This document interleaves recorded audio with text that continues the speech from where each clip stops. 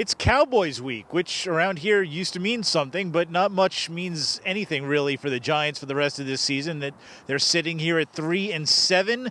They know that barring a miracle, and a really big miracle, they're not going to the playoffs. So all of the drama and excitement about this game is down to pretty much nothing. The rest of the season, I guess, is a bit of a death watch. And, when you look at this game, Eb, obviously, the Giants may cling to the miracle just a little bit, but, all they can do is get to 9 wins. That might not be enough in the NFC. So what exactly do they have left to play for, and is pride enough? It took me a while. This may be the last game I think that they can actually find any meaning in. Obviously, hurting the Cowboys' playoff chances a little bit, and you have to think that they don't want to. If they lose this game, that's a 6-game losing streak. That's how they started last year, and to have it in the middle of the year, that's not going to help Tom Coughlin come back, definitely. No, it's not. And obviously, Tom Coughlin's fate really hangs in the balance, as we've been saying here and writing on nydailynews.com all along.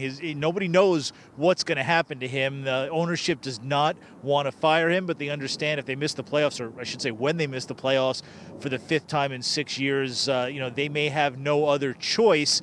Forget for a second about whether they can save his job. Will trying to save his job be a motivation to the players in the room?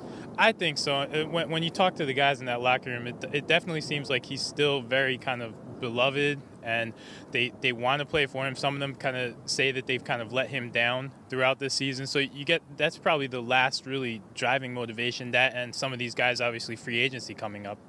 One game-related thing, as you can tell, there's a lot more going on here than the game. That might be the least meaningful thing that's happening with the Giants, but we'll give you one game-related thing. Eli Manning was terrific for about 7 weeks or so, only threw the one interception. I think maybe there was a second one in there. The one to Ruben Randall in Washington that wasn't really an interception until last week, when suddenly he had a meltdown of 5 interceptions. We have seen Eli hit rock bottom before and then bounce back, not always the next week. We've also seen him light up the Dallas Cowboys. Do you expect a bounce back from Eli Manning? I think he'll definitely play better. The last time they played the Cowboys, obviously, that was one of the better games that the Giants have played during this losing streak. The Cowboys' defense is not overpowering, and he'll have another weapon back there that he didn't have in Dallas in Rashad Jennings, who hopefully rounds into form a little bit. He won't be fantasy football good, but he should be solid. It is amazing. You talk about Rashad Jennings. He gets him back. That'll help. You just think of the guys that they've missed. They don't have Victor Cruz. That obviously takes a hit.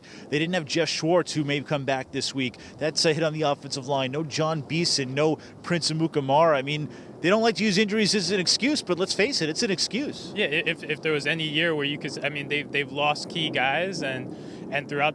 They're playing with so many backups out there, especially we don't even know how Jeff Schwartz is going to look out there either. Yep, they are playing with backups. They look like they're playing with backups, and that's why, while we can't encourage you at all to watch this game on Sunday night, I'm sure you have better things to do after the game and on Monday morning. Make sure you read all about it on nydailynews.com.